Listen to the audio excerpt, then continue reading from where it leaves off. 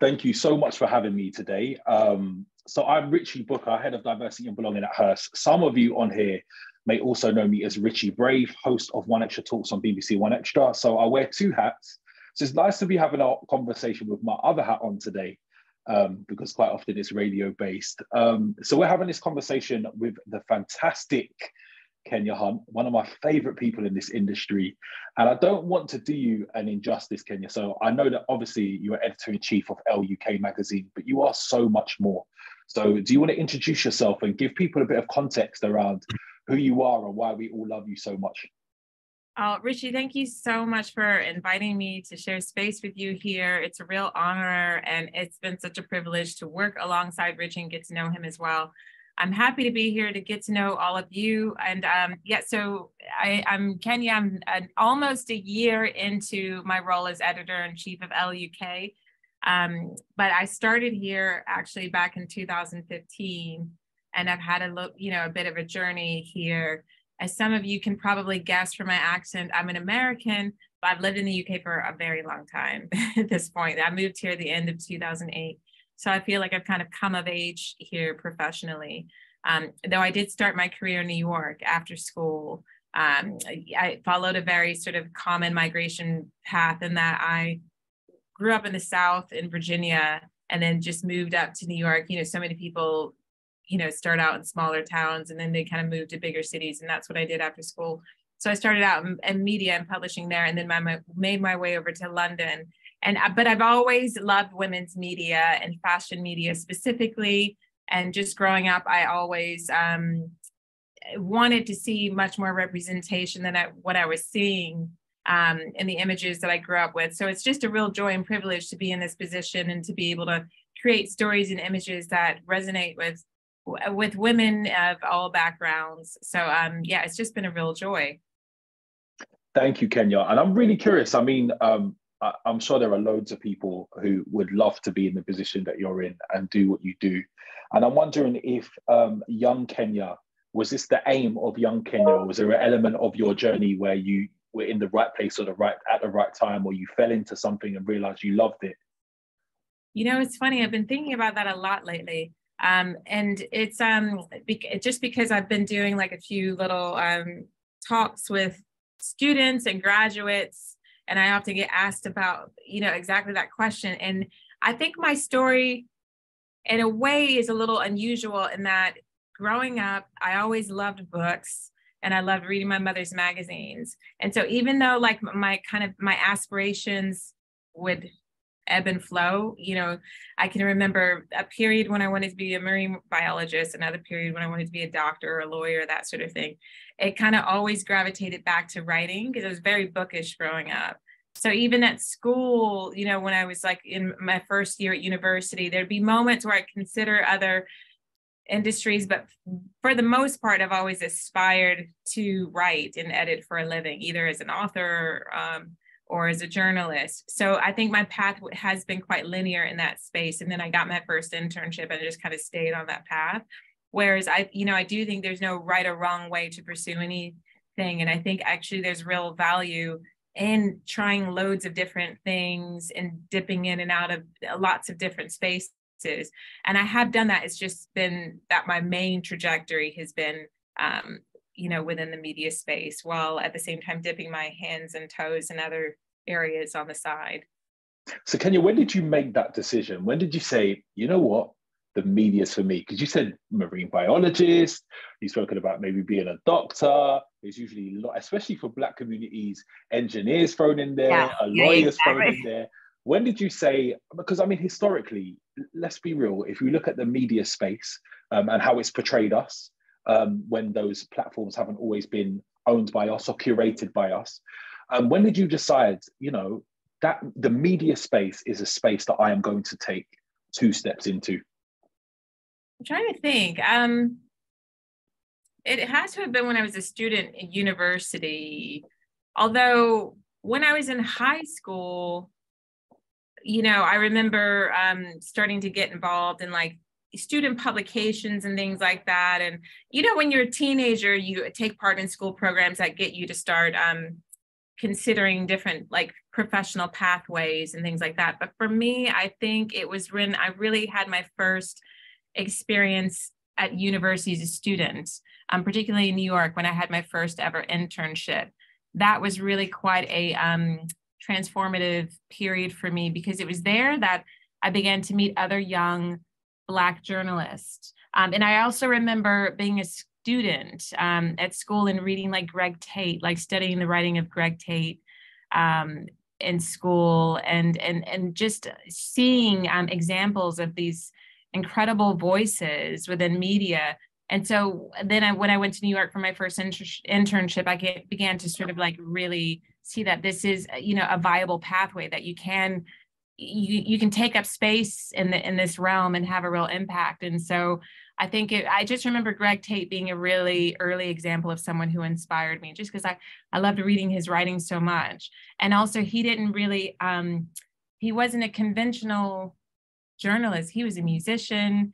He spoke to all of these different sort of experiences. He was a beautiful storyteller, so poetic.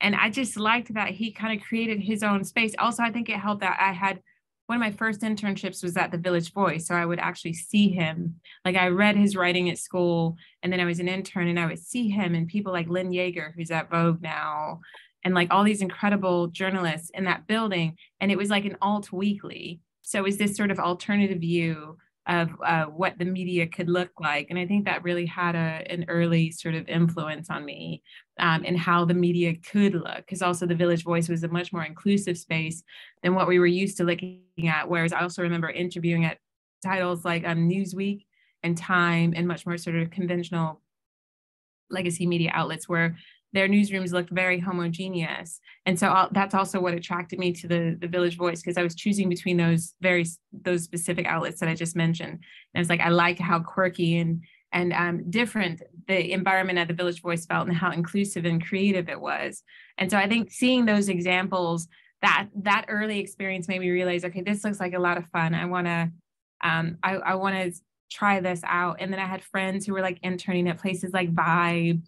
And I think it was like such a vibrant time in publishing in New York, but also I think for Black voices within media and publishing, like seeing people like, because, you know, when I came to New York doing my internships, I was seeing people like Danielle Smith and Mimi Valdez, who were like doing these incredible things at Vibe. And then there was this magazine that Time Inc. had invested in at the time called Suede, which did not live very long, but had, again, like incredible Black editors creating gorgeous shoots. And like, there were lots of examples, I think, even though the fashion industry as a whole looked criminally homogeneous when you look at the power structures.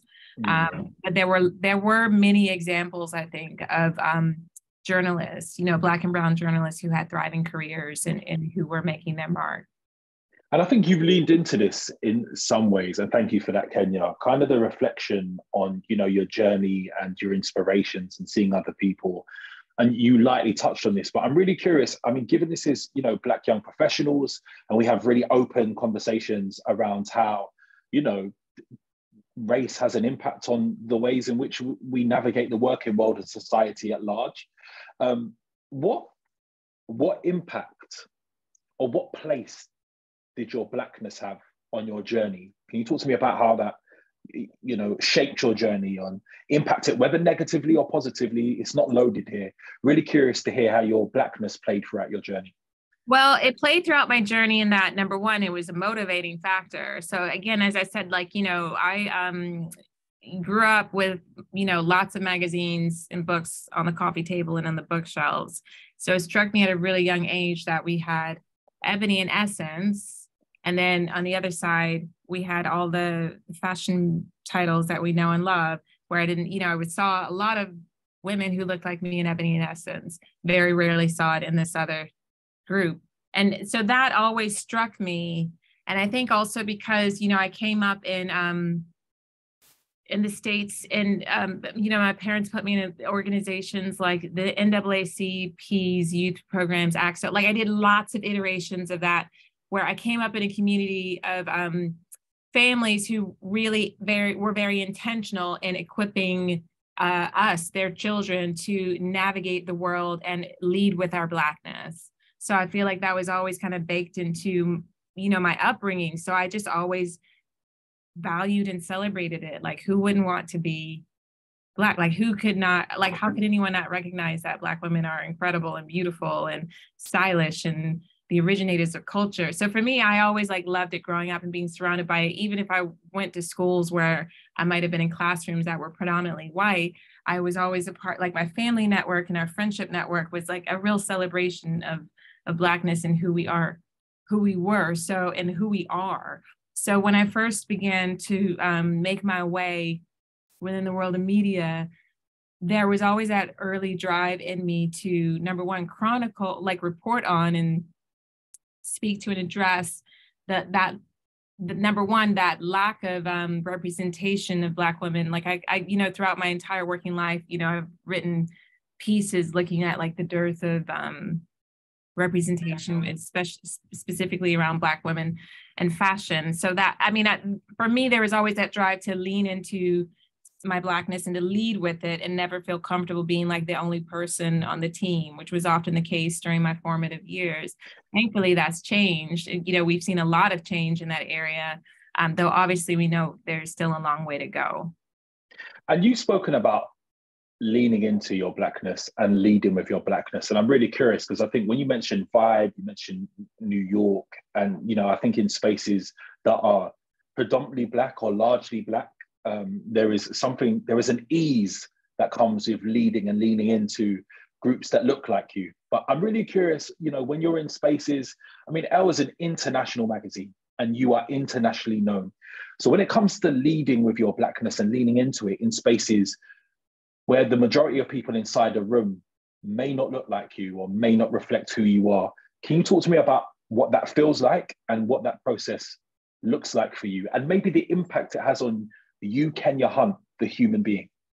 Yeah, it definitely, it's been a journey. And I would say that, again, because I was starting out in a period when fashion and women's media, particularly at these big legacy publishing houses, are, they're still very homogeneous, but they were especially so then, and largely populated by the children of someone, like Nepo babies, basically, like people who had, connections.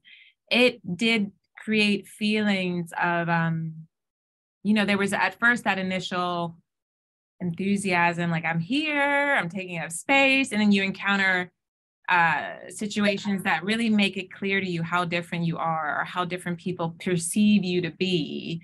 Then that there were definitely periods where I would have periods of self-doubt, or where I would encounter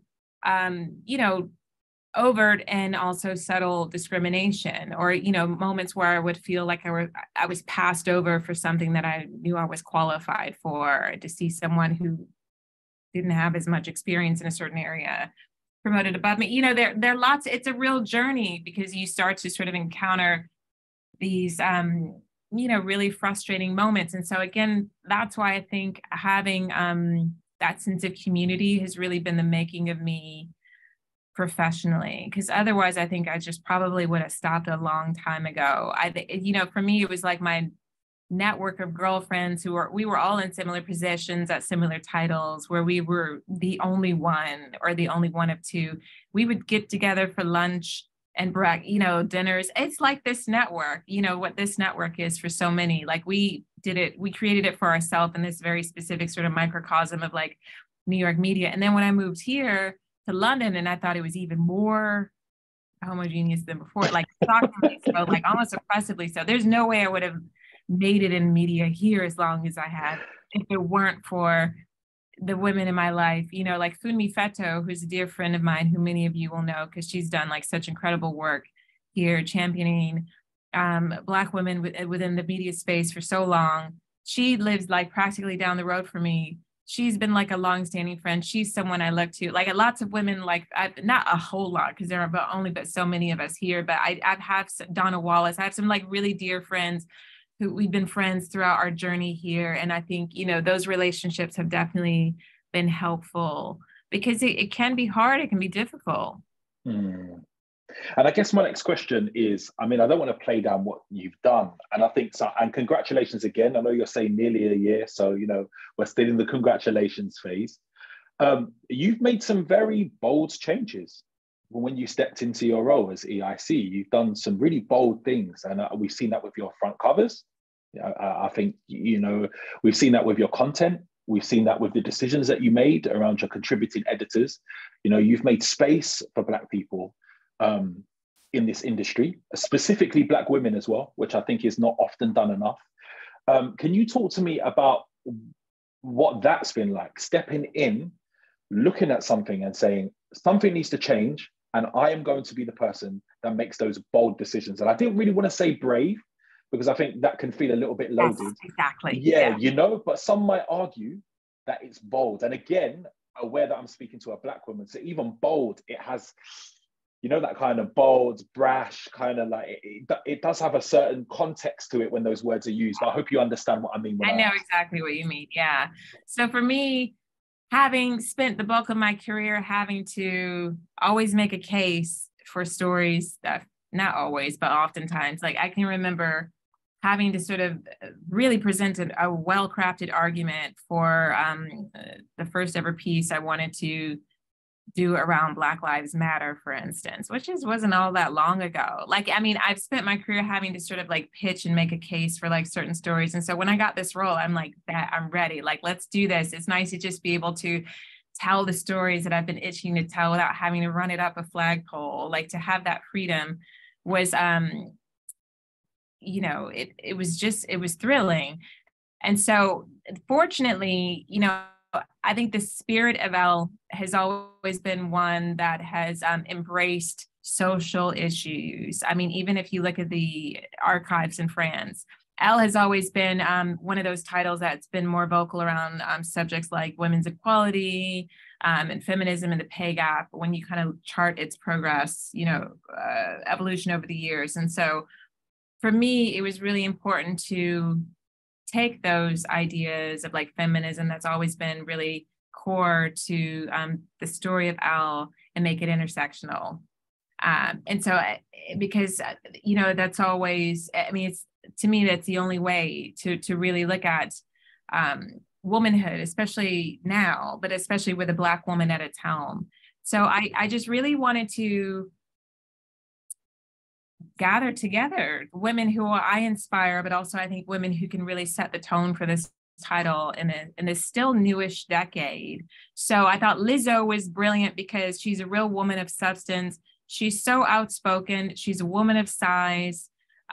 She's very proudly and vocally Black, but also I think she really speaks to the idea of that there's not one way to be Black or one way to be a woman. So oftentimes she's sometimes criticized for creating music that's too one way or to another. I think she just really stands in her truth, and I love her for that. And I thought she'd be the perfect first cover star.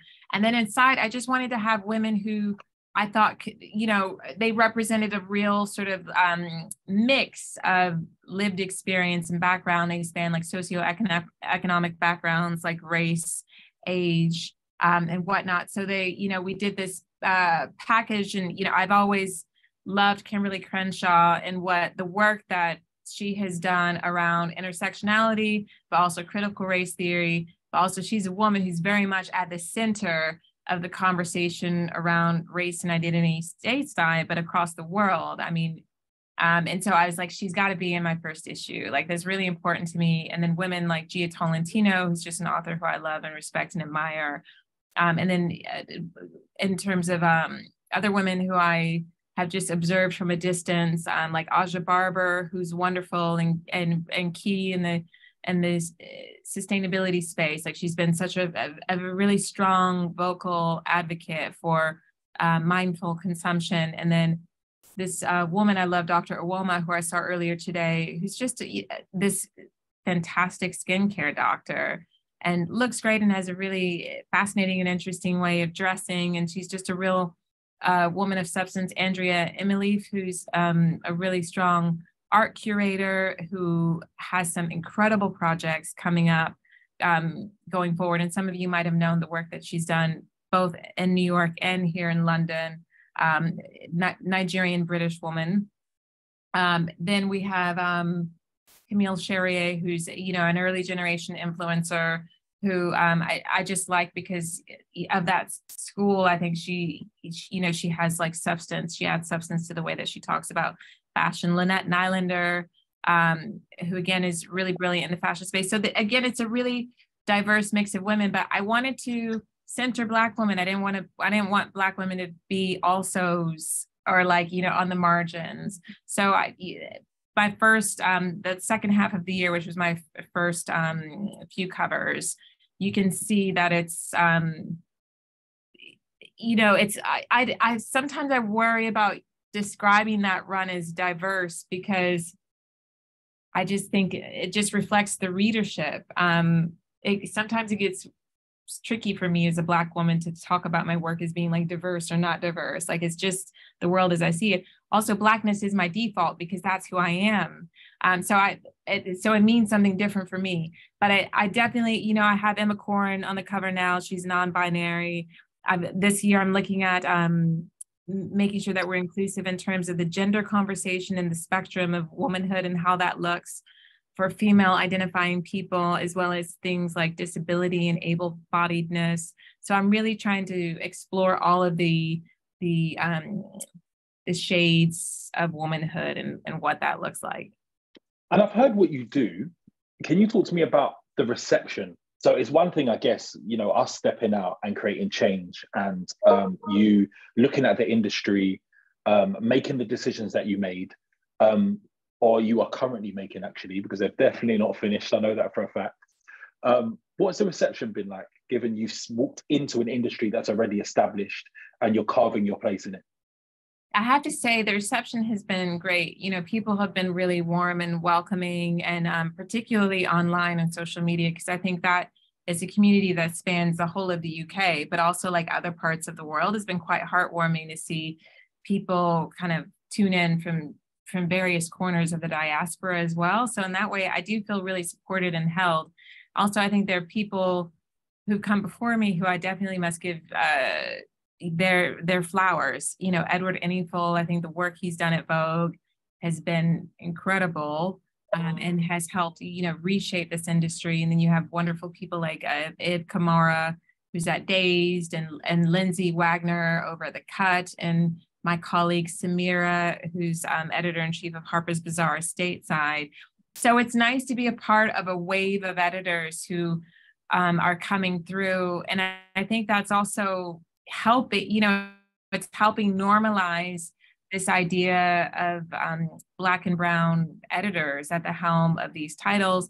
But also, you know, we have the stories of people like Virgil Abloh at Vuitton. Like, you know, we're seeing the normalization of Black creators at the heads of major houses within the fashion space. So I think that's kind of where we want to be. We want to start seeing Black and brown people across the spectrum of the power structure and behind the scenes. I think that's kind of like where we really need to be pushing things, because for so long it's felt cosmetic, where it was like we were seeing the change happening on the runway in the ad campaigns with the models, whereas now we really want to see it behind the scenes. So for me, you know, we've got this Emma Corrin cover, and it was shot by Ruth Osai, who's this wonderful Black photographer, and her team. You know, she had this beautifully, you know, just this beautiful team of like Black photographers, assistants, and like everyone was Black. And so I think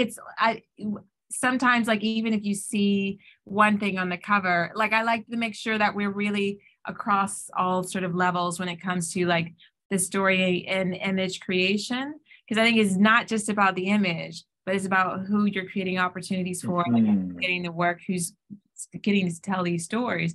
And I think it's about moving it on as well. So it's not like we're just all creating one moment that all looks like us. Like, I think we can, I think it's really about baking it into like every aspect and facet of what we do.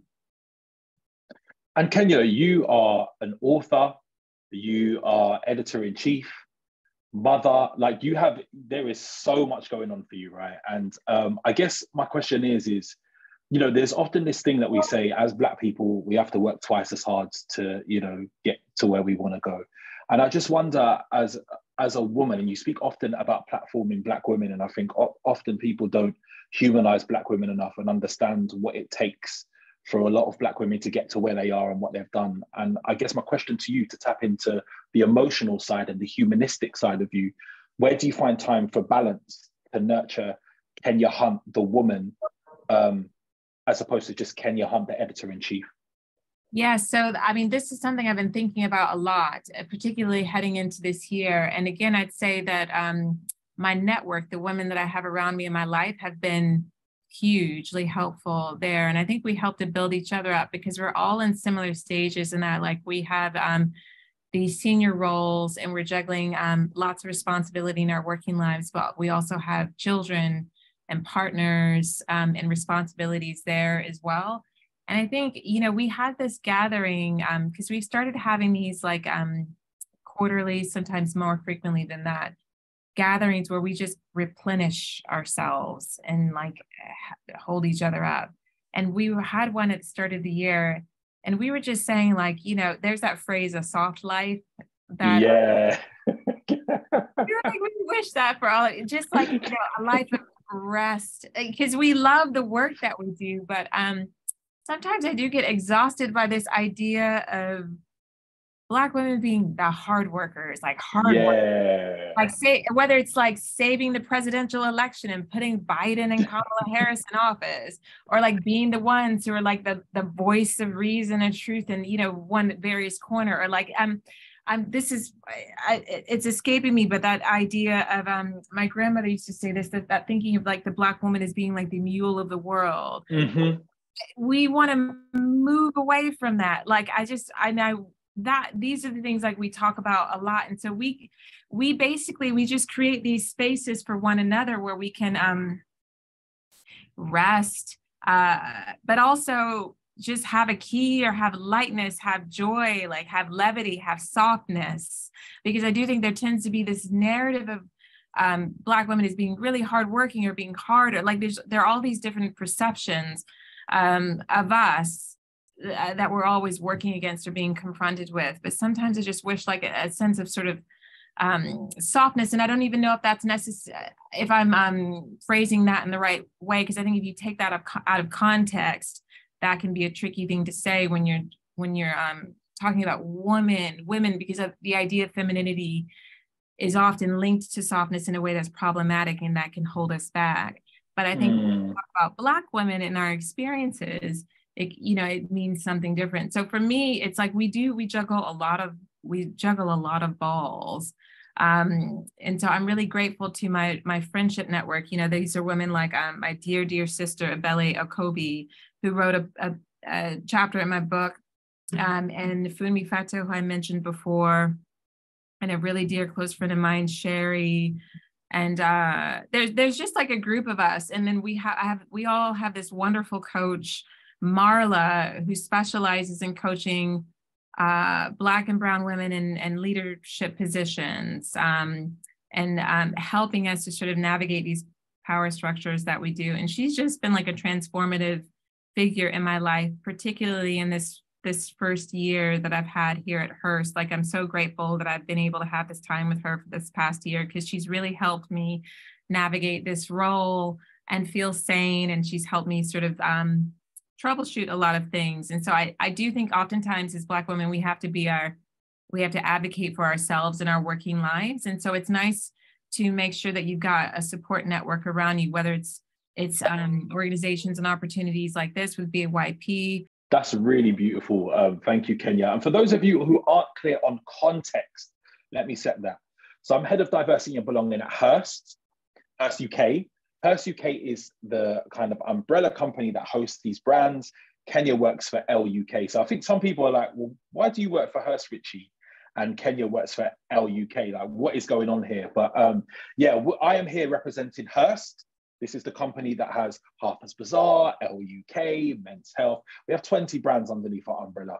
And Kenya is the editor-in-chief for ELLE UK. So the next question I want to ask you is just about like a day in the life of, because I guess we hear about being an editor-in-chief and we hear all the glamour, you know, like catwalk, fashion shows, interviews. Can you talk me through a day in the life of Kenya Hunt as an EIC? What does that look like? Oh my goodness, it's very multifaceted. Let me just say, no 2 days are the same. And that's also what I find so thrilling about the work. So it's doing, for example, today we had our April issue has officially gone to press. Praise the Lord, because it's a lot to pull these issues together. Too. So we're shooting the next cover this Sunday. I had to take a minute. I had to breathe because it's just been adrenaline trying to get these pages out the door. And so, I mean, look, I was reading the page proofs. We got that out the door. I was meeting one of my contributing editors, Awoma. We have this other amazing editor, Georgia Medley, who I've just bumped up to contributing editor. Amazing. So celebrating her. That I was in another meeting to look at this very exciting new virtual technology that the company has invested in that we're going to be launching with ELLE. That's super exciting. And then another meeting to look at shows because we have London Fashion Week coming up. Then I'll be heading to Mumbai with Dior end of the month for a show that's happening there. So it's really kind of multifaceted. And then I was in a meeting to talk about a television appearance I'm meant to be doing on BBC. So it's really quite, it really runs the gamut. I mean, tomorrow I'll, be in a meeting to look at our circulation and also, what the year ahead looks like for us in terms of like digital platforms and all the places where our readers are, whether it be like, the newsstand or all the what we call the all you can reads like Apple News Plus and Readly and things like that. So it's really fascinating because there could be 1 minute where I'm looking at a spreadsheet and wrapping my head around numbers, and then the next moment where I'm like looking at something beautiful. I started my day with Bulgari looking at fine jewelry on New Bond Street. So it's just, really, it's really multifaceted, which is why I love what I do so much. Do you know what I love about what you did, Kenya? You didn't say, oh no, nothing about my job's glamorous. You was like, yeah, there's glamour in there. Part of my job is what you think it is and what you see on TV. There's absolutely glamour in it. There's beauty and glamour in it, but there is there's hard work. I mean, the way you saw my breath catch when I talked about our I felt it here. It's a Herculean effort that goes into, because I do think people can see the fashion weeks in particular and think, oh, it's just all jaunts around the world and everything, but actually it's really long days. Particularly I would say the shows, that's all smoke and mirrors. Like you're seeing really beautiful things, but there's so much graft and hard work that goes into that. The schedules and then the volume of meetings and then the planning and even what goes into bringing these shoots to life, which again looks so beautiful and glamorous on the surface.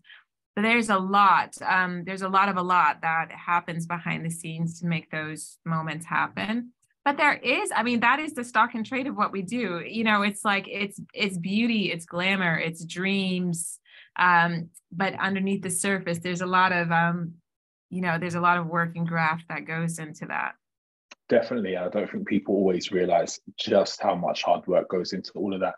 I was going to ask you for advice, but before I jump to advice, I think it'd be a good time to jump into questions and answers. So one of my first questions is intrigued about your name. Do you have any links to Kenya? No, I get asked that literally all the time. No, my parents just, they loved the name. They'd always wanted to visit, but also I came, and my parents were, there's a whole sort of generation or period in Black America in particular where you saw people naming their children either after places on the continent or words that had a meaning, that kind of desire to sort of connect with, the continent in some shape or way. So I think that was a part of it as well, but they also just simply loved the name. So I'm not from Kenya or anything, but I think it's in the same way that you encounter people who are named India or China. I mean, I guess it's less common here, but in the States, there are a lot of people who are named after places. Also, I grew up, there was a Kenya doll Oh, yeah. I guess that wasn't here in the UK. There was like a kitty. I have it still in my bedroom, my childhood bedroom at my parents' house. So it's a slightly more common there, as And the you never know. will prove. Yeah, I did ancestry DNA and found out I was 4% Kenyan. So Oh, you never, as a result, interesting. yeah, the displacement as a result of, being Exactly. our people being enslaved, you never know. I did the ancestry DNA. I said Kenya. That's so interesting. So for me, Yeah. it's Ghana, the biggest percentage. Okay. Yeah. I'm sure the Ghanaians would be very happy in the chat right now. I've got a question from Joy, and Joy asks, women's magazines have a significant impact on society and culture. What changes do you think still need to be made to ensure the next generation can carry on the work you and your counterparts have started? Yes. So again, for me, I think it's that piece that I was talking about around the teams and the power structures behind what we see, on the covers and on the pages, because I think that's when you have change that feels more meaningful and impactful. And I think that's when you start to really kind of get into conversations that are really around equity.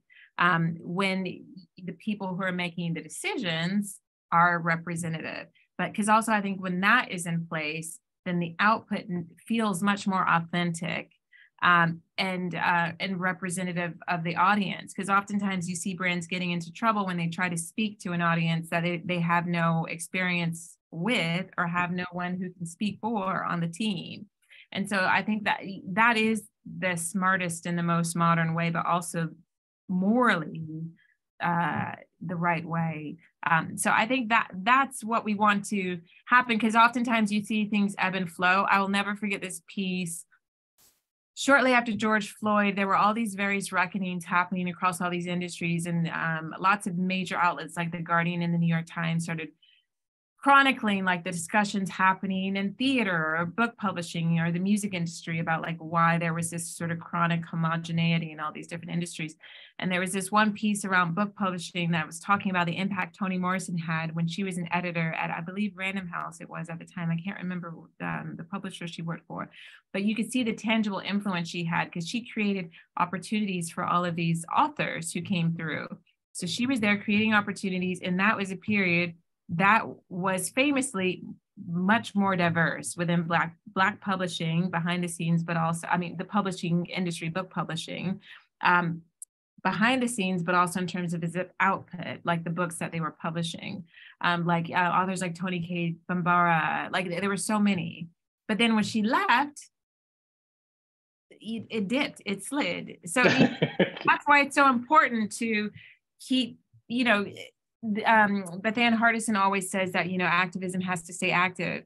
And I think it's important to make sure that it's not just like tokenism, like it's a person here, a person there, and then as soon as they leave, things slide backwards. Like it has to be a constant, it has to exist in perpetuity for things to really take hold and last, I think. That makes complete sense. And someone's asked a question that I think relates to that to a degree.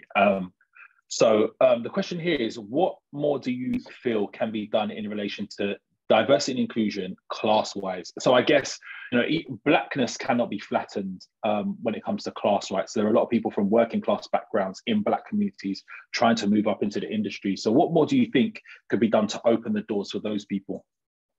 Yeah, so a lot. I think, that's when you have to have a conversation around salary a lot, because definitely, I think the industry has come a long way from when I started. I think, when I started in media, you just couldn't afford it if you didn't have a family who were willing to supplement the income that you weren't making. Because oftentimes you were just working for free or like next to nothing.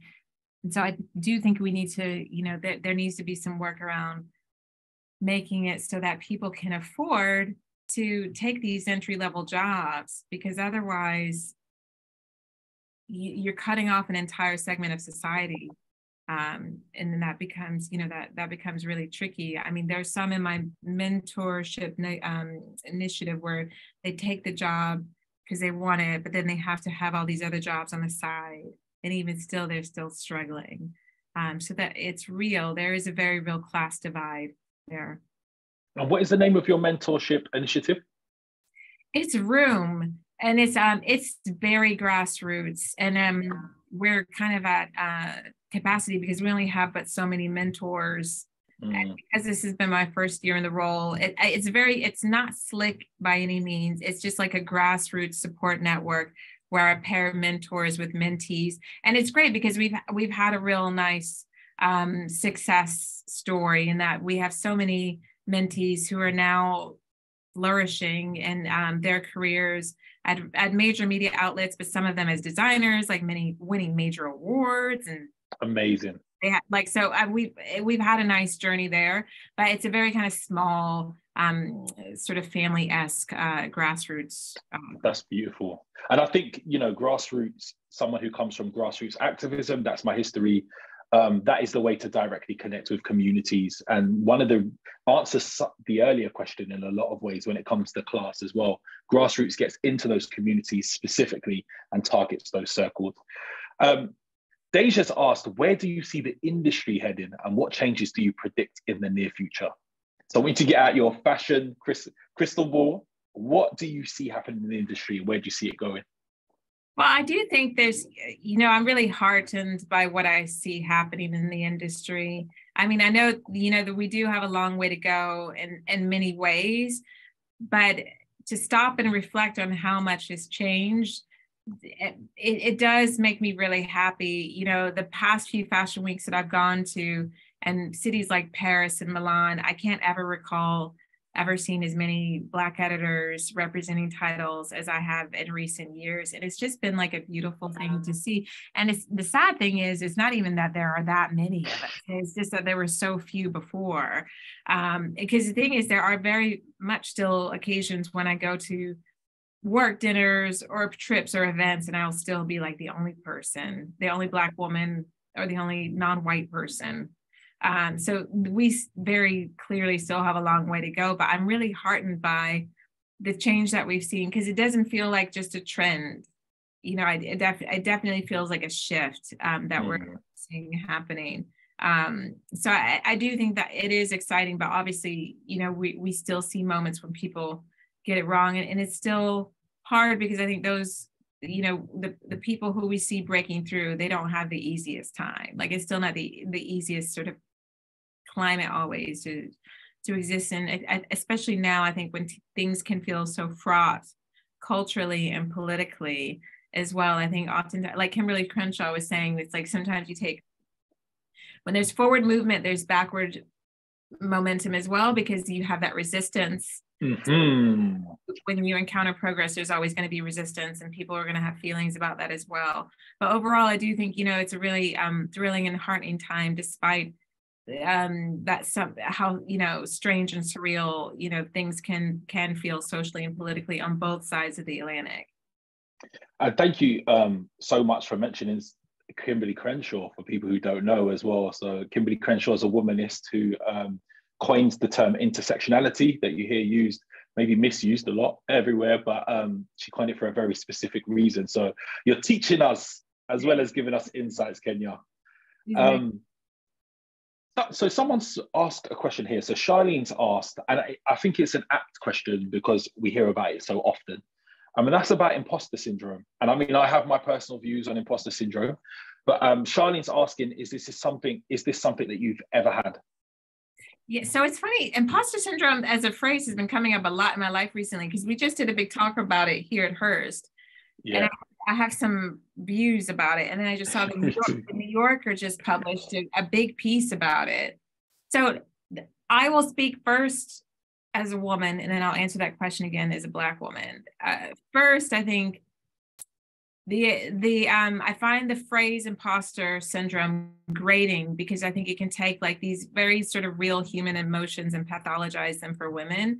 So it's like, I'm more a fan of just saying what it is. Like, say, you know, if it's a situation where you're feeling self-doubt because you're constantly being faced with inequality in the workplace, where like you're in a setting where you're the only woman or the only Black woman full of people who don't even want to let you get a word in edgewise in a meeting, of course that's going to make you feel self-doubt. And, you know, like, so I think I have thoughts. I'm wary of this sort of umbrella phrase, imposter syndrome. And then when it comes to Black women, I think, for instance, in my case, I came up with a thinking that you have to work twice as hard to be, or twice as good to get half as much, like all of that other stuff. So I think that adds extra layers of complication to it, because there's no space really for imposter syndrome, where I was coming up in the school of how I was brought up. Like, there's no space for it. You just have to keep, operating at a really high level, which has its other complications and its other problems. But I think, I don't know about imposter syndrome. But in terms of feelings of doubt and insecurity, yes, 1,000%. And oftentimes when I've encountered that, it's for now with age and wisdom and looking back, I can see it's for a reason. I mean, I think doubt and fear, these are all like very human emotions. Like, you start a new job or you leave your comfort zone and you feel fear, you second guess yourself. I still experience that to this day. I still get nervous speaking in front of big groups of people or starting new things. I think that's like a superhuman thing. And then I think then there's also the unique circumstances that you can experience or encounter when you are faced with racism in the workplace or in society. And that's very real and very particular. And I don't necessarily think the phrase imposter syndrome can speak to that so accurately. I completely agree with you.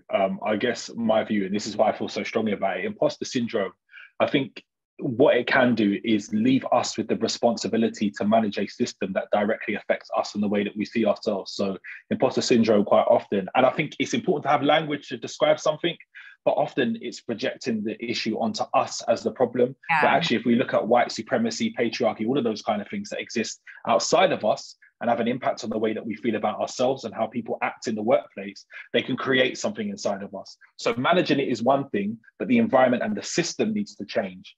We don't need to change. We just need to be able to feel more confident. Because I think it makes people feel like there's something wrong with them. Like they're yeah. Area, when oftentimes it's not that, it's the circumstances that we're having to navigate. I've got a question from Nikki here. As someone who is a budding fashion YouTuber, do you think that YouTube will still play a role in fashion journalism in the future? Oh, yeah, absolutely. I mean, the piece that I have out, the issue that I have out, we published a whole story that Lauren Cochran wrote for us around this new generation of fashion critic who's come up, and you're finding them in places like YouTube and on TikTok, and it's and they have the most incredible commentary and analysis of what's happening, and they're doing it from a distance. They're not necessarily like seated front row at Vuitton or Chanel. Some of them are doing it from their bedrooms in Australia, or their living room in Texas, or Manchester, or like all these different places. And they're just observing it from afar and commenting on it. And I think it's like a wonderful thing to see, because even if you haven't necessarily gotten the job at that sort of like mainstream outlet that you've been, or brand or that you want to work for, you can still make it happen. And so I think that's, it's been a wonderful thing to see. So we've got a piece in the issue that's looking at exactly that. And YouTube, video is not going anywhere. Like, it just seems to be getting bigger and bigger, if anything. I think YouTube is a really fascinating place for fashion commentary right now, because we're seeing a lot of success stories coming out of that. If I want to see how something looks on, I go to YouTube to see if someone's made a video about it. So I get lots of ideas. Yeah, always. I've got a question that's quite general, because I know this has been really specific to your career, but actually we've all got careers inside this room today. And Pelissa, I hope I've said your name correct, another Ghanaian. So Pelissa says, thank you for your time, Kenya. How do you set yourself up for a successful day and ensure you perform at your best? I have two small boys who I have to set them up for a successful day. So I'm still trying to, this is the question I ask all my peers, because I'm trying to find out what works. Because lately, anyone, I don't know how many of you in this group, I don't know if many of you have kids, because I think you're all on the younger side, but mornings with small children is hectic. So I try to set myself up by preparing the night before. And so for me, I always like to feel prepared. I hate the feeling of being like on the back foot. So for me, it's always about preparation. Sunday is a key thing for me because I try to like map out my week ahead. Because I know the mornings can feel so chaotic because I have a 4-year-old who never wants to wear what I try to put him in for nursery. So it's always like my mornings are sucked up with the kids. Like if they don't want to eat breakfast, or if they don't want to get dressed, or if they don't want to like walk at the pace I need them to walk in to get to school on time, things like that. So I need to feel like I'm prepared before I head into the morning, because it's just all about them for that bit. So usually it's the wee hours of the night, after they've gone to bed, and when I just have that quiet to myself, that's when I kind of prepare. And also lately, I've been really fascinated by this idea of workwear, because the idea of spending the morning trying to figure out what to wear at this point in my working life, it tires me as much as I love clothes and fashion and playing with it. So I've weirdly found myself kind of settling into this uniform that I just keep wearing all the time because it works. And I never thought I would become that person. But here we are. Here we are. We've got 3 minutes left, so I'm going to try and incorporate another question, then just ask you. Sorry for everyone whose questions I never got a chance to ask. Someone's asked here, what do you think, this is Tammy, what do you think about the new wave of fashion in Africa being incorporated into the big fashion names? Like, for example, Chanel's line in Senegal. Do you think it's a trend, or do you think it's an actual movement? That's a really interesting one, because I was on that trip in Dakar, and before that, Dior had a trip in Egypt, and then I've heard rumblings that we're going to see some other big legacy fashion houses having moments in various African countries, and I think it's long overdue. The issue you'll find oftentimes is that people tend to think high fashion only exists in the 4 fashion capitals: New York, London, Milan, and Paris. And then when they look at all of the everywhere else, but particularly African countries or like the global South, they tend to use certain words to describe it, like craft. Like they don't necessarily view it, and they don't elevate it to the same level. But when you look at the beadwork and the embroidery and the technique, or anyone who's ever worked with a Nigerian tailor, I mean, made for a wedding, and the precision with which she did my measurements, I was like, and she did it from via Zoom, but so like the precision. I mean, it was like such an experience. I'm like, this is skill. So I think, I think this moment is long overdue. I think, but also I think there's something to be said for like not waiting to be recognized by these spaces either, and just celebrating what we know is already there.